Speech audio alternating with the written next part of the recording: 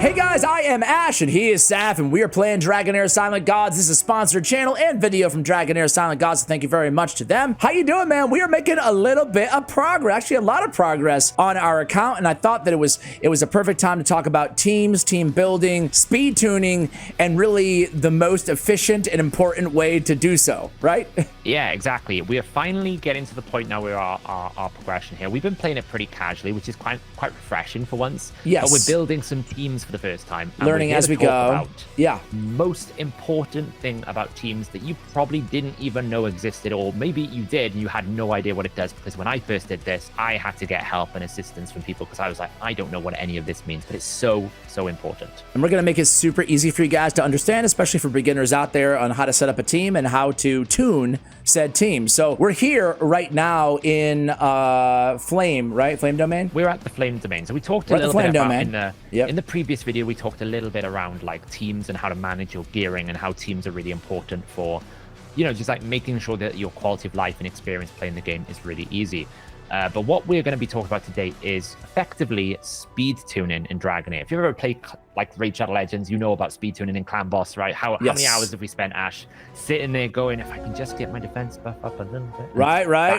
Very how many hours have I spent on like hellhades.com being like, why isn't this working? What are they doing? And then you finally hit it and you're like, yes. But the good news is, correct me if I'm wrong, but this game seems like they do it a lot better than Raid, make it a lot easier if you use the tools at your disposal in terms of, you know, timing, skill timing, and speed tuning. Yeah, it's a lot easier to understand what you need to do in this game, and I think that's the biggest difference. In Raid, you know, you have the speed stat. It's abstract though, yeah. It's not really obvious what you need to do with speed until you start getting sort of like watching content creator videos and really getting into the weeds of it. Where in Dragonheir, it's pretty straightforward. Yeah, we're in a different battle system. It's active, so therefore things are constantly happening on a standard time metric, whereas in Dragonheir, it's more in Raid, it's more like turn-based. So indeed. The first thing we want to look at whenever you come into a new dungeon, the first thing you want to hit is the little letters in the top left there by your affinity wheel, because that will give you the information about the encounter that you're going to have. Oh, this one. Yep. That's the one, yeah. So what it's going to do here is this is going to tell you everything you need to know. What's great about this as well, it tells you how much accuracy resistance you need. It tells you the waves that you're going to fight. And most importantly, it tells you the boss abilities and the boss timers. So you can see here, it's basically giving you a boss rotation of 18 seconds. It's telling you when skills are going to happen. And if you click on those skills, it's going to tell you exactly what it does, right? So we can see like, okay, every time she attacks me, she'll burn me. Then she'll do every 6 seconds here. We have this, but because we have 3 different abilities, it means for 6 seconds, nothing happens. Then on the 6th second, she's going to do that ability. Then every 18 seconds, she's going to repeat that ability. Okay. And then so this is an 18-second cycle, so to speak, that's just going to repeat. Gotcha. 100%. And it will change per boss. You should absolutely make sure whatever content you're doing, you double check this information. So we know we need to be on an 18-second interval. So if we want our heroes to use their abilities consistently, then we need to make sure that we're operating within an 18-second frame. Because if we tell our heroes to use things every 18 seconds, the boss then will have a consistently speed-tuned build. Now, the big danger of Flame Domain, and Flame Domain is probably the hardest dungeon of all of the Affinity Crystal dungeons here, is this explosion at the end. So you can see she spends her 2 sort of abilities building up this burn on you, and when burn attack, it just explodes. And if you don't get rid of that burn, you will die. So how do we make sure we don't die from burn? We dispel it.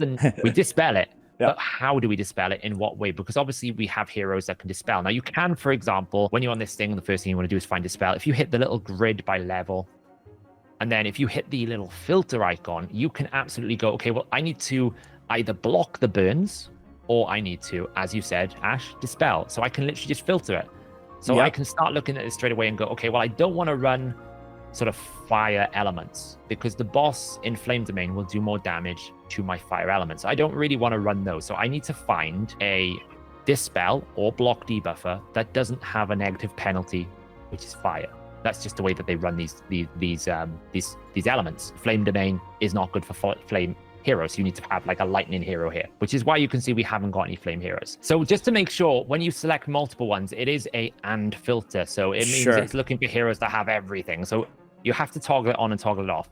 So you can see right now, we're kind of in the situation where it's like, oh, well, we don't have many immunities. That seems to be really difficult. I think Sagamir, our latest legendary bot, make sure you check out our summoning video, really hype. Yep. He only does it to a single person. So really our route here is going to be dispelling debuff. Dispel debuffs and get rid of this. And there we go. Much more options. Yep. So we can see what we've got here. Now, I've gone for Enna, and the reason why I've gone for that is whilst the flame domain is called flame, we have 2 element crystals we get here. The other one is poison, so we absolutely don't want to have poison, or we don't have poison at all, and we don't want to have fire. So when we actually look at this list, if you can close the filter, it'll keep the filter in place, which is really cool. It's a very, very deep filtering system. Nice. We've only got these available to us. Yes. So, and 4 of them straight away, we would go, we don't want to run those because they are negative. Poison. So exactly. Our options are becoming very obvious here. And then we actually start looking at targeting, and we go, well, Garius will only cleanse himself. He's out. Frubath is not consistent, as in I don't think he does all of them, or he does it on a passive, I think, so it's not great. Yep. I think the Necrosis guy here kind of like siphons all the debuffs to himself, so he's just going to eventually get killed himself. So really then, we're in this situation where we go, okay, well, who's the best one? And the best one we're going to use here is Enna. We saw a lot of her in our summoning video, because what she will do on her ultimate ability is dispel the debuff that we receive. So if we check her ultimate ability here, she will cleanse 1 debuff, but she will do it every 20 seconds. So like I mentioned before, the boss is on an 18-second window. 20 seconds is not enough. So we're going to need to find ways to bring that 20 seconds down. We want to make sure that she's doing it every 18 seconds. So that's the first challenge we would have. And that is normally we build some skill haste. So if we check our equipment right now, you can do this by hitting the little flag on the right. That is the place you go for your flag here. Yep. Perfect. And we can check an equipment plan. Okay. So this is a team that I built earlier for Ash for us to try out here. And you can see we've been fortunate enough that we've had a legendary artifact, and we've put the hourglass on Enna. And what that hourglass is going to give her is effectively 100 skill haste. At the moment, it's only 80, but that 80 is enough to basically take 2 seconds off of our ultimate ability. So then she's going to come in and cleanse right before the 18-second. Boom, we're good. Exactly. But sometimes, here's the problem. Yeah. Here's the problem. Skill timing. What if you go below 18 seconds? Mm-hmm. It's going to screw things up. Yeah. We all know in raids typical is, I know you love a raid acronym, 3-turn cooldown. I take 3 turns, great, I get it back. But even then, in times we've had problems in Clan Boss where we would go, if this ability was still a 4-turn cooldown, it would be so much better, and I would want to use it in other places. There's such thing as too soon as well, yeah. Exactly, and it's even worse in Dragonheir because it works on a very timed interval. So it could be like, you could literally be at 0.5 seconds under the 18, and what you'll eventually do is every single time you use it, you're catching the boss. And then eventually, you're not going to cleanse at the right moment. Mm-hmm. And this is where skill timing comes in. Yep. And this is a secret hack that you've probably seen from the title that you probably don't even know or don't even understand how it works, but it's so important. I love it too. I love that you can see the bosses right here as well. So it's like nice and easy. But I'll tell you before you explain this to me, Saph, off air, my first question was, okay, the skill casting intervals makes perfect sense. But how does that synergize, so to speak, with the first skill casting times, Why is it 16, and 18? Is it just that window? Is that what we're looking at? Yes, exactly. So there's a few things to know about boss abilities. Even though it says 12 seconds, sometimes because we've got to animate and we've got to do a little maneuver, it doesn't actually place the burn until like 14 seconds. Or 15. Okay. So you might have to test this. Don't be afraid. There could be a delay, but it's never going to come early, though. 100%. And don't be afraid to experiment, because you don't lose any energy if you fail. Okay. The only thing you lose is if you auto battle and you fail, you lose the auto battle. But if you fail, you keep your energy. You don't lose anything. It's very you can experiment. You can tweak the timings. You can increase. You can decrease. But understanding what is happening here is the most important thing first. So we're going to break it down. We're going to do it column by column. This is the easiest way. Yes. The first thing you should do is always click the ultimate so you can see what is your current calculated skill time. So right now we don't have much skill haste on people, but maybe we've got some skill haste on our rune, or maybe we've got an artifact, a gear set that gives us skill haste, or maybe the artifact gives us skill haste. Right now, none of these have skill haste, so it's great, easy. What that is basically telling us, the first time we use any of these abilities is a 12-second, and then every time we want to repeat the ability, it's a 20-second recharge time. Okay. That is the way this is working. So obviously what we need to do is bring this down to 18 seconds, because if you're casting this every 20 seconds, then essentially you're not in sync.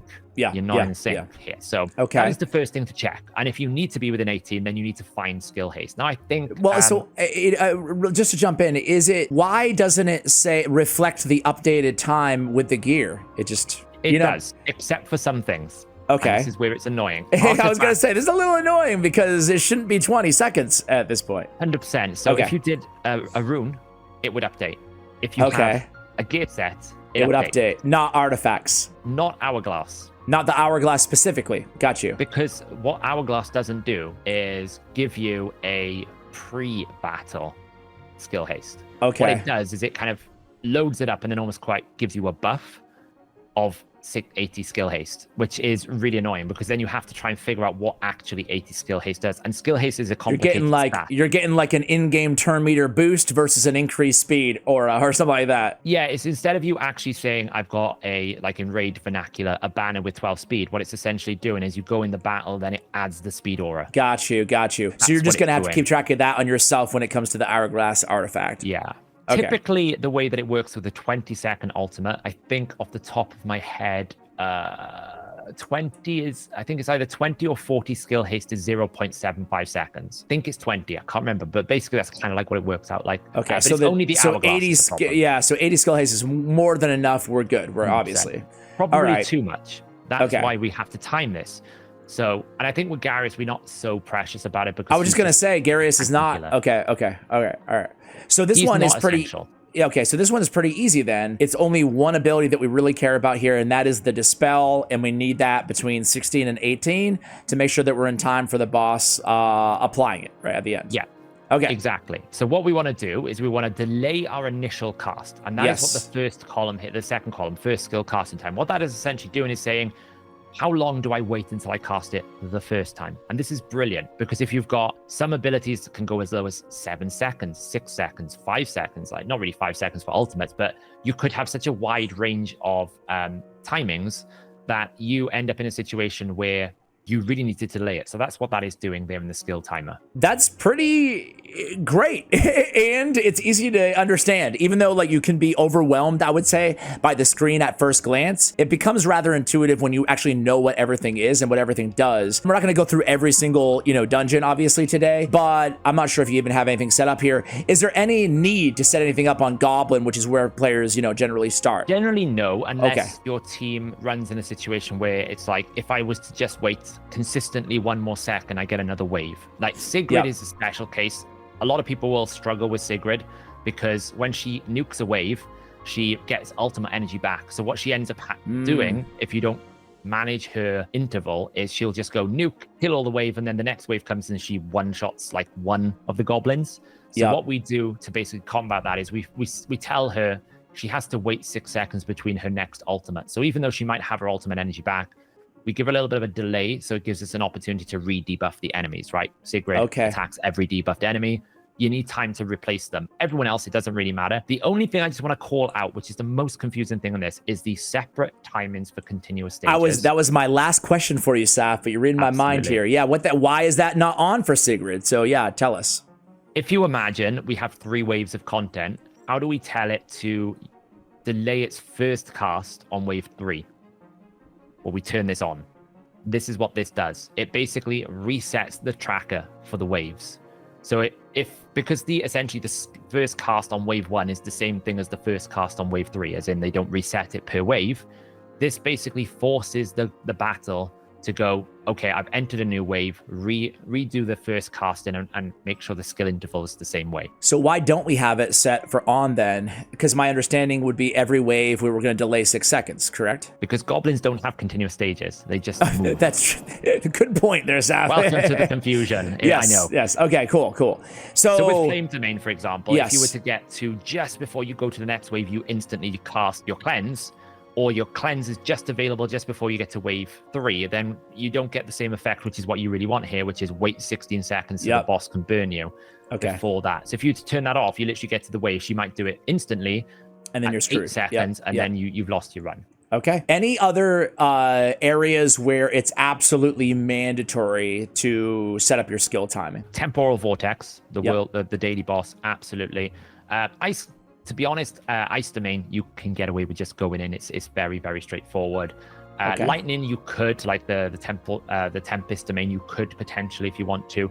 And the other place is going to be Grave of Curse, so that you can cleanse the buffs off the boss at the right time. We're going to be doing a cleanser verse, a Grave of Curse guide eventually. That's a boss that he'll buff at specific times, and if he has a buff, then it could potentially cause you problems, which you want to avoid. And I think probably a Grave of Rot you will need to consider about some debuffs as well. All right, great. So it seems like Flame Domain is going to be similar to us. It would probably kind of coincide when you actually have the heroes like upgraded enough to actually build a robust team too. But that will be the first time that people can get, you know, kind of the experience of setting up their skill times. And we're seeing it in action here. Yeah. Flame Domain will be the first place because of the basically the mechanic where it's like, okay, the enemy burns me. If I don't get rid of those burns, I'm going to be destroyed. You are absolutely annihilated if you don't have the burn up. So having you'll notice that you can jump 3 or 4 stages if you just have some sort of dispelling just set that up. Yeah. And here all we're doing basically is we're using Garrus as our main tank just to basically kind of be like a meat shield, and Sagamir is just kind of throwing carrots around, keeping our team, you know, tip top and healthy and annoying people and stamping on them. Our main damage dealers are pretty much Tharavel for the boss, and we're pairing it with Iola here for just wave clear. You can see that she's just very good at controlling the enemies and trying to get rid of the wave clear for us. Because obviously if we just depend on Tharavel, will be here all day as he's shooting one enemy. Indeed. Yeah. So I can't think of any final questions here for you, Saph. Again, you did a great job explaining it and setting up this team. I guess as a last question, is there a possibility to speed team, or is it crucial in any situation regarding PvP in this game at all, or no? No, you can't really. PvP is kind of like you can speed team, but that is much more like raid, where you will do, you know, how much skill haste can I have? It's much more challenging. Like you can see here now, the boss is setting up the burn. Yep. We're waiting. You can see it. Garrus is waiting. Right. And then there, cleanse. And now look how little damage we're going to take comparatively. Boom. Yeah. It makes it look... If you want to turn off the Enna auto so you can see the absolute difference if we didn't do it, right? If you click on the circle on Enna's portrait on the bottom there. Yep. And watch what happens now when we don't cleanse the burn. Boom. Oh! It's gone. That was actually a perfect illustration. Good call. Absolutely. Yeah. That is the difference. So that's the power of speed tuning right there for you guys, demonstrated beautifully. Well, hey man, thanks for the tips. We're gonna die now, but thanks a lot, Saph. But no, who knows? We might. He's got life in him yet. Yeah, we actually might pull this off here, you know, but I'm not going to make you guys wait for this painful battle to end, but hopefully you glean something from this video. It's obviously a crucial part of success, as we just demonstrated for you guys. Saph, again, thanks for breaking it down for us, man. No worries. And as I said, with people, just read it, check it, make sure you double check your numbers. It can be the difference between you getting stage 8, 9, 10, even sometimes stage 12. Really big. And honestly too, it's a great way to really, in an unpainful way, learn what your heroes actually do and what bosses actually do. Because as a part of every hero collector, I feel like, Saph, where you're just like the first month or so, you're just going along with the ride, man. You're like, I don't even know what these heroes do, but they seem good, you know, and you're upgrading them and you're making progress and everything's fine. But there becomes a point, and you know, I'm kind of reached that point like a week ago or whatever. It's like, okay, I need to actually figure out like what their roles are, how to best use them, yada yada yada, and what the bosses do as well. And this is a great way to do that because you're reading, you know, what the bosses do, what your heroes do, and when to do it, most importantly. So thanks again, man. Enjoyed the guide. We'll see you guys in the next one.